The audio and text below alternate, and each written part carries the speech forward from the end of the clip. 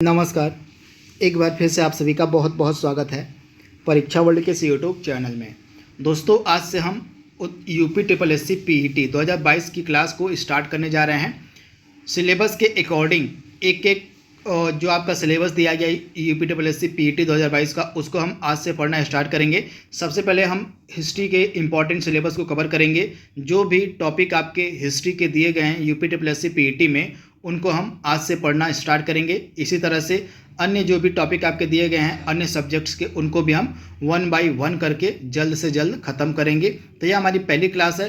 पहली क्लास हमारी होगी सिंधु घाटी सभ्यता पर। यह जो सिंधु घाटी सभ्यता का टॉपिक है आपके पीईटी के सिलेबस में मेंशन है। तो इस टॉपिक से जुड़े जितने भी इम्पॉर्टेंट फैक्ट और पॉइंट बन सकते हैं, उनको आज हम इस वीडियो में कवर करने की कोशिश करेंगे। तो यह हमारी पहली क्लास है पीईटी 2022 के लिए। यह क्लास आपको कैसी लगी, यह आप हमें कमेंट बॉक्स में ज़रूर बता दीजिएगा।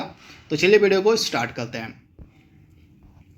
तो यहाँ पे हम सिंधु घाटी सभ्यता के बारे में बात करने वाले हैं। सिंधु घाटी सभ्यता को हम हड़प्पा सभ्यता के नाम से भी जानते हैं। सबसे पहले हम हड़प्पा सभ्यता के नाम से इसको जानते थे, क्योंकि सिंधु घाटी सभ्यता का जो पहला स्थल था वह हड़प्पा ही खोजा गया था, जिस कारण से इसका नाम हड़प्पा पड़ गया था। लेकिन आगे चलकर बाद में जो मैक्सिमम स्थल हैं, जो अधिकतर स्थल हैं सिंधु घाटी सभ्यता के, वे सिंधु नदी के किनारे खोजे गए थे, जिस कारण से इसका नाम सिंधु घाटी सभ्यता पड़ गया। विश्व की सबसे प्राचीनतम सभ्यताओं में से एक हमारी सभ्यता है सिंधु घाटी सभ्यता। इसी के बारे में हम जो भी इम्पोर्टेंट फैक्ट और पॉइंट बन सकते हैं उनको यहाँ पे डिस्कस करेंगे। तो एक एक पॉइंट को आप नोट डाउन करते चलिएगा। सबसे पहले इसके समय की बात कर लेते हैं। तो रेडियो कार्बन C14 जैसी नवीन विश्लेषण पद्धति के आधार पर सिंधु घाटी सभ्यता की जो सर्वमान्य स्थिति है वह मानी जाती है 250 ईसा पूर्व से लेकर 1750 ईसा पूर्व। इसकी जो सर्वमान्य स्थिति है कि यह जो सिंधु घाटी सभ्यता थी कब से कब तक थी, तो इसकी सर्वमान्य स्थिति बहुत सारी बुक्स में अलग अलग दी गई हैं। तो जो एकदम सर्वमान्य स्थिति है यह 250 ईसा पूर्व से 1750 ईसा पूर्व तक मानी जाती है। तो इसको आप याद कर लीजिएगा। सबसे पहली चीज़ जो आपको याद रखनी है वो याद रखनी पड़ेगी कि जो है सिंधु घाटी सभ्यता है यह एक नगरीकृत और कांस्य युगीन सभ्यता थी। बहुत बार एग्जाम में पूछा गया है कि सिंधु घाटी सभ्यता किस प्रकार की सभ्यता थी, तो आप याद कर लीजिएगा। सिंधु घाटी सभ्यता जो थी यह नगरीकृत और कांस्य युगीन सभ्यता थी। इसको आप स्टार मार्क कर लीजिएगा, बहुत बार एग्जाम में पूछा गया है। अगला पॉइंट आपके सामने है सिंधु घाटी सभ्यता का विस्तार कहाँ से कहाँ तक था, ये भी बहुत बार एग्जाम में पूछा गया है। तो सिंधु घाटी सभ्यता का जो विस्तार है उत्तर में मांडा, जम्मू कश्मीर में चिनाब नदी तक, इसके बाद दक्षिण में दैमाबाद, महाराष्ट्र में प्रवरा नदी तक, पूर्व में आलमगीरपुर, मेरठ में हिंडन नदी तक, इसके बाद पश्चिम में सुतका गेंडोर, बलूचिस्तान में दास्क नदी तक जो है इसका विस्तार था सिंधु घाटी सभ्यता तक। सिंधु घाटी सभ्यता का उत्तर में कहाँ तक था, दक्षिण में कहाँ तक था, पूर्व में कहाँ तक था और पश्चिम में कहाँ तक सिंधु घाटी सभ्यता का विस्तार था। बहुत बार एग्जाम में पूछा गया, तो इसको एक बार आप जरूर देख लीजिएगा। अब हम बात करेंगे इम्पॉर्टेंट की पॉइंट की। सबसे पहले हम बात करेंगे सिंधु घाटी सभ्यता के नगर निर्माण योजना किस प्रकार थी। तो सिंधु घाटी सभ्यता के प्रमुख विशेषताओं में इसकी एक विशेषता थी इसकी जो नगर निर्माण योजना थी। सिंधु घाटी सभ्यता के जो नगर हुआ करते थे ये ग्रिड पद्धति पर बसे हुए थे, और सड़कें जो इसकी हुआ करती थी, जो रोड्स इसके हुआ करते थे, ये एक दूसरे को समकोण पर काटा करते थे सिंधु घाटी सभ्यता के। और सिंधु घाटी सभ्यता का एक नगर था धौलावीरा। धौलावीरा एक ऐसा नगर था जो 3 भागों में विभाजित था। आप याद कर लीजिएगा, धौलावीरा इसकी लोकेशन आपको मिलेगी गुजरात में। तो धौलावीरा एक ऐसा नगर था जो 3 भागों में विभाजित था, दुर्ग, मध्यम नगर और निचला नगर। तो ये इंपॉर्टेंट की पॉइंट आप याद रखिएगा। इसके बाद कालीबंगा का अर्थ होता है और काले रंग की चूड़ियाँ। कालीबंगा एकमात्र हड़प्पा कालीन स्थल था जिसका निचला शहर भी दीवार से घिरा हुआ था। तो इसके बारे में आपको याद रखना है। कालीबंगा का अर्थ क्या होता है, काले रंग की चूड़ियाँ। तथा यह जो स्थल है कालीबंगा कहाँ पर आपको मिलेगा, तो कालीबंगा जो स्थल है आपको मिलेगा राजस्थान में। तो इसके बारे में आपको याद रखना है। आगे जो भी इंपॉर्टेंट स्थल है उनके बारे में हम डिटेल में बात करेंगे। यहाँ पे सिर्फ हम बात करेंगे उनकी विशेषताओं की। बाद में एक स्लाइड अलग से मैंने ऐड की हुई है, उस स्लाइड में हम जो भी इंपॉर्टेंट स्थल सिंधु घाटी सभ्यता के थे उनकी वर्तमान स्थिति कहाँ पर है, किस नदी के किनारे बसे थे ये, और उनकी विशेषताएं क्या क्या हैं, उनको हम आगे आने वाली स्लाइड्स में लास्ट में डिस्कस करेंगे। तो यहाँ पे बस हम इंपॉर्टेंट की पॉइंट को इन इंपॉर्टेंट स्थल की डिस्कस करते हुए चलेंगे। इसके बाद कालीबंगा से जो है अलंकृत ईंट तथा लकड़ी के नाली के साक्ष्य भी प्राप्त हुए हैं। तो आप याद कर लीजिएगा, कालीबंगा से अलंकृत ईंट तथा लकड़ी के नाली के साक्ष्य प्राप्त हुए थे। इंपॉर्टेंट यह पॉइंट आपके एग्जाम के लिए है। इसके बाद चहुंदरो, यह भी एक इंपॉर्टेंट स्थल था सिंधु घाटी सभ्यता का। यह एक मात्र ऐसा स्थल था जहां वक्राकार ईंटों के साक्ष्य मिले थे। वक्राकार ईंटों के जो साक्ष्य थे आपके चहुंदरो से मिले थे, परंतु यहाँ पर किलेबंदी के साक्ष्य प्राप्त नहीं हुए थे। तो ये की पॉइंट आप याद रखिएगा। मोहनजोदड़ो बहुत बार एग्जाम में पूछा गया प्रश्न है। मोहनजोदड़ो से बहुत बार एग्जाम में क्वेश्चन निकल के आते हैं। वर्तमान में इसकी स्थिति जो है पाकिस्तान में मिलेगी। तो आप याद कर लीजिएगा, वर्तमान में जो मोहनजोदड़ो है यह पाकिस्तान में है। तो मोहनजोदड़ो से जो है विशाल स्नानागार प्राप्त हुआ था। आप याद कर लीजिएगा, मोहनजोदड़ो से जो है विशाल स्नानागार प्राप्त हुआ था, जिसका उपयोग जो है संभवतः जो है धार्मिक अनुष्ठान के लिए किया जाता था। इम्पॉर्टेंट है। इसके बाद जो मोहनजोदड़ो था, मोहनजोदड़ो जो है इसकी सबसे बड़ी इमारत थी अन्न कोठार। आप याद कर लीजिएगा, मोहनजोदड़ो की सबसे बड़ी इमारत क्या थी, तो वह थी अन्न कोठार। तो ये इंपॉर्टेंट की पॉइंट आप याद कर लीजिएगा। सिंधु घाटी सभ्यता के नगरों में किसी भी मंदिर के अवशेष नहीं मिले हैं। ये आपके स्टेटमेंट में क्वेश्चन पूछा जा सकता है कि सिंधु घाटी सभ्यता में क्या मंदिर के अवशेष मिले हैं या नहीं मिले हैं। तो आपको पता होना चाहिए कि जो सिंधु घाटी सभ्यता है इसके नगरों में जो है किसी मंदिर के अवशेष नहीं मिले हैं। इंपॉर्टेंट की पॉइंट है, आप इसे नोट डाउन कर लीजिएगा। तो यहाँ पे हमने बात कर ली है नगरों के बारे में, नगर निर्माण योजना के बारे में सिंधु घाटी सभ्यता के। अब हम अगला इंपॉर्टेंट इसका जो की पॉइंट हम डिस्कस करेंगे, आर्थिक क्रियाकलाप, कि किस प्रकार का आर्थिक क्रियाकलाप हुआ करता था सिंधु घाटी सभ्यता में। तो सिंधु घाटी सभ्यता में जो कृषि थी वह संगठित रूप से की जाती थी। आप याद कर लीजिएगा, सिंधु घाटी सभ्यता में जो कृषि थी वह संगठित रूप से की जाती थी तथा अधिशेष यानी कि खाने से ज़्यादा उत्पादन यहाँ पर किया जाता था। यहाँ गेहूँ, जौ, कपास इत्यादि की खेती भी होती थी। आप याद कर लीजिएगा, सिंधु घाटी सभ्यता में गेहूँ, जौ, कपास, इसके अलावा अन्य फसलों की भी खेती हुआ करती थी। कालीबंगा से जो है जूते हुए खेत तथा हल के प्रतिकृति के साक्ष्य प्राप्त हुए हैं। इंपॉर्टेंट है। कालीबंगा जो इंपॉर्टेंट स्थल था यह आपको मिलेगा राजस्थान में, तथा यहाँ से जो है किसके साक्ष्य मिले हैं, तो जूते हुए खेत तथा हल की प्रतिकृति के जो साक्ष्य हैं आपको कालीबंगा से प्राप्त हुए हैं। सबसे पहले कपास पैदा करने का जो श्रेय है यह सिंधु घाटी सभ्यता के लोगों को जाता है। इंपॉर्टेंट की पॉइंट है, सबसे पहले कपास पैदा करने का जो श्रेय है यह सिंधु घाटी सभ्यता के लोगों को जाता है। लोथल तथा रंगपुर से जो है धान की भूसी के साक्ष्य मिले हैं। आप याद कर लीजिएगा, लोथल एवं रंगपुर से धान की भूसी के जो हैं साक्ष्य मिले हैं। तथा यह जो लोथल इंपॉर्टेंट स्थल है सिंधु घाटी सभ्यता का, आपको मिलेगा कहाँ पर, तो यह आपको मिलेगा गुजरात में। तथा एक इंपॉर्टेंट यह डॉक यार्ड हुआ करता था सिंधु घाटी सभ्यता के समय में, यह एक इंपॉर्टेंट डॉक यार्ड हुआ करता था लोथल। तो इसके बारे में आप याद रखिएगा। यद्यपि हड़प्पाकालीन संस्कृति जो है कांस्य युगीन सभ्यता थी, लेकिन अधिकांश जो औजार थे यहाँ पर पत्थर के बने हुए थे। एक चीज़ आप ध्यान दीजिएगा, जो आपकी हड़प्पा संस्कृति थी जिसको हम सिंधु घाटी सभ्यता के नाम से भी जानते हैं, यह एक कांस्य युगीन सभ्यता थी जो हमने पहले स्लाइड में डिस्कस किया था। लेकिन यहाँ के जो अधिकांश औजार थे, जो अधिकांश हथियार थे, वे जो हैं पत्थर के ही बने हुए थे। तो इंपॉर्टेंट की पॉइंट है, आप याद कर लीजिएगा। इसके बाद हड़प्पा सभ्यता के लोग जो थे ये गाय, भैंस, बकरी, भेड़ इत्यादि पशु पालते थे। आप याद कर लीजिएगा, हड़प्पा सभ्यता के लोग कौन कौन से पशु पालते थे, एग्जाम में आपसे पूछा जा सकता है। कुबड़ वाला जो सांड हुआ करता था, यहाँ इसका जो है बहुत ही ज़्यादा विशेष महत्व था, बहुत ही इंपॉर्टेंट हुआ करता था सिंधु घाटी सभ्यता के लोगों के बीच। जो कुबड़ वाला सांड हुआ करता था यह बहुत ही ज़्यादा इंपॉर्टेंट था उस समय। सिंधु घाटी सभ्यता जो थी यह अश्व केंद्रित नहीं थी। आप याद कर लीजिएगा, बहुत बार एग्जाम में पूछा गया कि क्या सिंधु घाटी सभ्यता अश्व केंद्रित थी। नहीं, सिंधु घाटी जो सभ्यता थी यह अश्व केंद्रित नहीं थी। हालांकि सूर्यकोटदा नामक स्थल से जो है स्थल से जो है घोड़े के अवशेष प्राप्त हुए हैं, लेकिन जो सिंधु घाटी सभ्यता थी वह अश्व केंद्रित नहीं थी। इंपॉर्टेंट की पॉइंट है, आप इसे नोट डाउन कर लीजिएगा। लोथल से जो है एक गोदीवाड़ा प्राप्त हुआ है, आप याद कर लीजिएगा। लोथल जो कि गुजरात में है, यहाँ से एक इम्पॉर्टेंट गोदीवाड़ा प्राप्त हुआ है, आप इसे नोट डाउन कर लीजिए। गोदीवाड़ा का मतलब यहाँ पे डॉक यार्ड से है। चहुंदड़ो और लोथल में जो है मनका बनाने का फैक्ट्री यानी कि कारखाना भी था, आप नोट डाउन कर लीजिएगा। चहुंदड़ो और लोथल में जो है मनका बनाने का एक फैक्ट्री भी थी, एक कारखाना भी था। सिंधु सभ्यता के जो लोग थे लेन देन के लिए वस्तु विनिमय प्रणाली का इस्तेमाल करते थे, यानी कि सिंधु घाटी सभ्यता के समय जो लेन देन हुआ करती थी वह वस्तु विनिमय सिस्टम के अंतर्गत हुआ करती थी, यानी कि लोग वस्तु के बदले वस्तु लिया करते थे, उसका व्यापार किया करते थे। तो इसके बारे में आप याद रखिएगा, इंपॉर्टेंट है।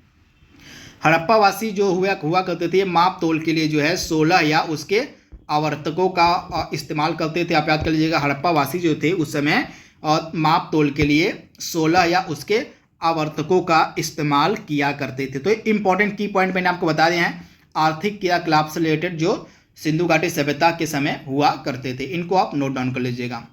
इसके बाद कहाँ कहाँ व्यापार किया करते थे सिंधु घाटी सभ्यता के लोग, यहाँ पे लिखा हुआ है। मेसोपोटामिया के जो सम्राट उस समय थे, सारगौन के अभिलेख से हड़प्पाई व्यापार के प्रमाण मिले हैं, यानी कि जो उस समय मेसोपोटामिया की सभ्यता आपको याद है विश्व की सबसे प्राचीनतम सभ्यताओं में से एक है, आप याद कर लीजिएगा। मेसोपोटामिया की सभ्यता विश्व की सबसे प्राचीनतम सभ्यताओं में से एक है। यहाँ के जो सम्राट थे सारगौन, उनके अभिलेख से यह जानकारी हमें प्राप्त हुई कि जो हड़प्पा के लोग थे ये व्यापार करते थे, तो आप याद कर लीजिएगा। इस अभिलेख में जो कहा गया है कि दिलमन, जिसको हम बहरीन के नाम से जानते हैं, मकन जिसको हम मकरान के नाम से जानते हैं, मेलुहा हड़प्पा के नाम से जानते हैं, के व्यापारी जो है मेसोपोटामिया आया करते थे, यानी कि यहाँ के जो व्यापारी थे, जैसे हड़प्पा के व्यापारी, मकरान के व्यापारी, बहरीन के जो व्यापारी थे, ये हमारे यहाँ जहाज लाते थे। इसके अभिलेख में क्लियरली ये बात मेंशन की गई है। किसके अभिलेख में?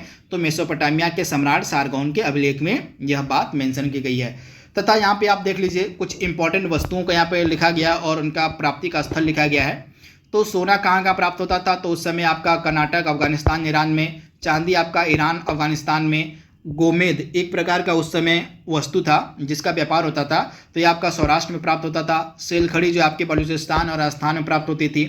तांबा आपका खेतड़ी राजस्थान में और ओमान और बलूचिस्तान में प्राप्त होता था। इसके अलावा टीन जो था यह ईरान और अफगानिस्तान में प्राप्त होता था। तो आप इसे याद कर लीजिएगा, इंपॉर्टेंट है, आपसे एग्जाम में पूछा जा सकता है यह प्रश्न है। तथा ये सभी जो वस्तुएं हैं आपकी हड़प्पा काल में आयात की जाती थी, आप याद कर लीजिएगा। इन सब वस्तुओं का जो आयात था वह हड़प्पा काल में किया जाता था। तो इंपॉर्टेंट की पॉइंट है, आप इसे नोट डाउन कर लीजिएगा। तो यहाँ पे हमने आर्थिक क्रियाकलापों को देख लिया है। अब हम देखेंगे सामाजिक और राजनीतिक जीवन को, इंपॉर्टेंट है। तो हड़प्पा समाज जो था यह मातृसत्तात्मक प्रतीत होता है, आप याद कर लीजिएगा। जो हड़प्पा समाज था यह मातृसत्तात्मक प्रतीत होता है। हड़प्पाई राजनीतिक स्वरूप में कोई स्पष्ट ज्ञान हमें प्राप्त नहीं होता है। संभवतः वणिक समुदाय शासन चलाते थे, यानी कि राजनीतिक स्वरूप का कोई भी स्पष्ट ज्ञान जो है किसी भी जानकारी से अभी तक मिल नहीं पाया कि किस प्रकार का राजनीतिक स्वरूप हुआ करता था हड़प्पा सभ्यता में। लेकिन यह माना जाता है संभवतः हड़प्पा सभ्यता में जो वणिक समुदाय हुआ करता था वह शासन चलाता था, यह बात संभवतः मानी जाती है। और मृतकों के संदर्भ में पूर्ण समाधिकरण, आंशिक समाधिकरण तथा दाह संस्कार तीनों प्रचलित थे। तो आप याद कर लीजिएगा, मृतकों के संदर्भ में, यानी कि हड़प्पा सभ्यता में मृतकों के संदर्भ में पूर्ण समाधिकरण की व्यवस्था, आंशिक समाधिकरण की व्यवस्था और दाह संस्कार, ये तीनों प्रचलित थे। तो आप इसे याद कर लीजिएगा। हड़प्पा से जो है R37 जो है कब्रिस्तान मिले हैं, ये की पॉइंट आप याद कर लीजिएगा।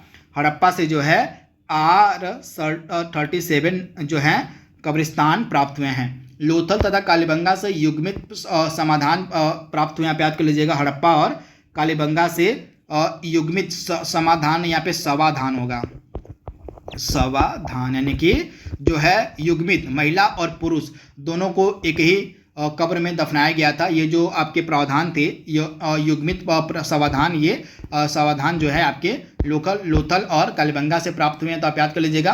जिनसे सती प्रथा के प्रचलन का आभास होता है। यानी कि इस युग्मित समाधान से जो प्राप्त हुआ है लोथल और कालीबंगा से, इससे यह प्रतीत होता है कि उस समय सती प्रथा का प्रचलन था। तो ये की पॉइंट आप याद रखिएगा। तो यहाँ पे हमने बात कर ली है सामाजिक और राजनीतिक जीवन की, जो उस समय हड़प्पा सभ्यता में मौजूद था।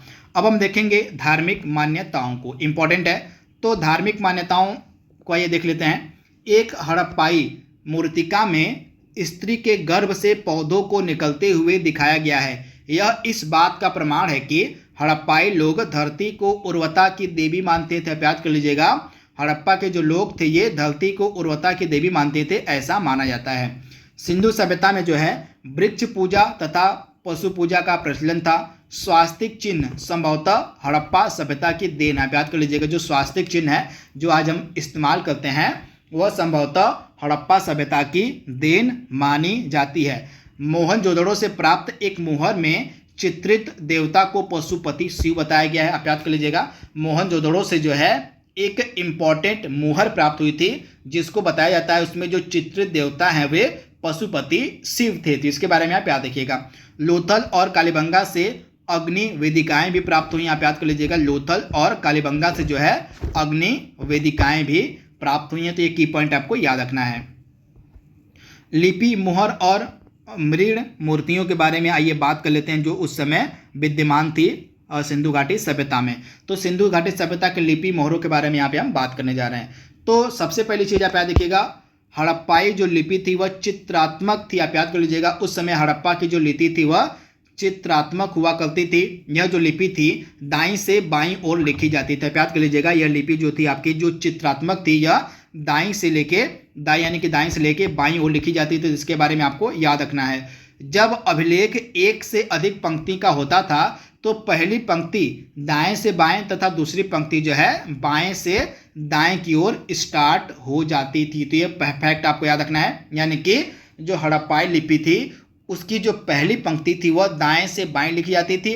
अगर पंक्ति एक से ज़्यादा हो जाया करती थी तो पहली पंक्ति आपकी दाएं से बाएं और दूसरी पंक्ति आपकी बाएं से दाएं लिखी जाती थी। तो ये फैक्ट आपको याद रखना है। तथा इस शैली को हम बुस्ट्रोफेडन शैली के नाम से भी जानते हैं। तो इसके बारे में आपको याद रखना है। जो अधिकांश मोहरें आपकी हड़प्पा काल से प्राप्त हुई हैं ये वर्गाकार हुआ करती थी और सेल खड़ी की बनी हुई होती थी। मोहरों में सर्वाधिक संख्या में जो है एक श्रृंगी पशु की आकृति मिली। यानी कि जितनी भी इंपॉर्टेंट मोहरें आपकी हड़प्पा सभ्यता से प्राप्त हुई हैं इन मोहरों में जो सर्वाधिक संख्या है वह एक श्रृंगी पशु की है। तो इसके बारे में आपको याद रखना है। मोहनजोदड़ो से जो है एक कांस्य निर्मित नर्तकी की मूर्ति भी प्राप्त हुई। आप याद कर लीजिएगा, कई बार एग्जाम में पूछा गया कि एक कांस्य निर्मित नर्तकी की जो मूर्ति है वह कहाँ से प्राप्त हुई थी, तो वह मोहनजोदड़ो से प्राप्त हुई थी। सिंधु प्रदेश से भारी संख्या में आग में पक्की मिट्टी की मूर्तिकाएं जिनको हम टेराकोटा के नाम से भी जानते हैं ये प्राप्त हुए। यानी कि टेराकोटा जिनको हम आग में पकी हुई मिट्टी की मूर्तियां कहते हैं ये बहुत अधिक मात्रा में सिंधु घाटी सभ्यता से मिली हैं। और इस मूर्तिकाओं में सर्वाधिक संख्या में पशु आकृतियां प्राप्त हुई हैं। तो इसके बारे में आपको याद रखना है कि जो भी टेराकोटा आपके सिंधु प्रदेश से प्राप्त हुए थे इन टेराकोटा में सर्वाधिक संख्या जो है पशु आकृतियों की प्राप्त हुई थी। इन पशु आकृतियों में कुबड़ वाले साड़ की जो संख्या थी सर्वाधिक थी। जैसा मैंने आपको पिछले सारे में बताया था, सिंधु घाटी सभ्यता में जो कुबड़ वाला साड़ था वह काफ़ी ज़्यादा फेमस था सिंधु घाटी सभ्यता में। तो इसके बारे में आपको याद रखना है। इंपॉर्टेंट की पॉइंट है, आप इसे नोट डाउन कर लीजिएगा। तो यहाँ पे हमने सिंधु घाटी सभ्यता के इंपॉर्टेंट लिपि मोहरों की बारे में बात कर ली है। अब कुछ अन्य बातें आप याद कर लीजिए जो आपसे डायरेक्ट एग्जाम में पूछी जा सकती हैं। पिग्गट नामक एक चिंतक थे, इन्होंने हड़प्पा और मोहनजोदड़ो को जुड़वा राजधानी कहा था। आप याद कर लीजिएगा, हड़प्पा और मोहनजोदड़ो को जो है जुड़वा राजधानी कहा गया था पिग्गट के द्वारा। सिंधु सभ्यता के लोग जो है तलवार से परिचित नहीं थे। आप याद कर लीजिएगा, डायरेक्टली आपसे स्टेटमेंट में पूछा जा सकता है। तो आप याद कर लीजिएगा, सिंधु घाटी सभ्यता के जो लोग थे ये तलवार से परिचित नहीं थे। सिंधु घाटी सभ्यता के खत्म होने का कारण संभवतः जो है बाढ़ माना जाता है। आप याद कर लीजिएगा, सिंधु सभ्यता के विनाश का जो संभवतः कारण है, सबसे प्रभावी कारण है, वह बाढ़ माना जाता है। तथा कुछ अन्य जो थिंकर्स थे वे मानते हैं कि जो आर्य थे, आर्यों के आक्रमण से ही सिंधु घाटी सभ्यता का अंत हो गया। व्हीलर ये इंपॉर्टेंट थिंकर हैं जिनके द्वारा बताया गया है कि हड़प्पा सभ्यता का जो अंत है आर्यों के आक्रमण से माना जाता है। तो आर्य जो सिंधु घाटी सभ्यता थी किस प्रकार से इसका नष्ट हुआ, किस प्रकार से इसकी समाप्ति हुई, इसके बारे में एग्जैक्ट जानकारी किसी को नहीं है। लोग अनुमान ही लगाते हैं। कुछ लोग अनुमान लगाते हैं कि उस समय बहुत ही अधिक मात्रा में, बहुत भारी मात्रा में बाढ़ आ गई थी, जिस कारण से सिंधु घाटी सभ्यता नष्ट हो गई, तहस नहस हो गई। कुछ लोग मानते हैं कि उस समय जो आर्य लोग थे, आर्यों ने जो है हमला कर दिया। आर्यों के हमला करने से जो सिंधु घाटी सभ्यता थी वो नष्ट हो गई। तो बहुत सारे थिंकर्स हैं जिनकी अलग अलग धारणाएं हैं किस प्रकार से सिंधु घाटी सभ्यता नष्ट हो गई, लेकिन अभी तक यह क्लियर नहीं हो पाया है कि किस कारण से सिंधु घाटी सभ्यता नष्ट हो गई।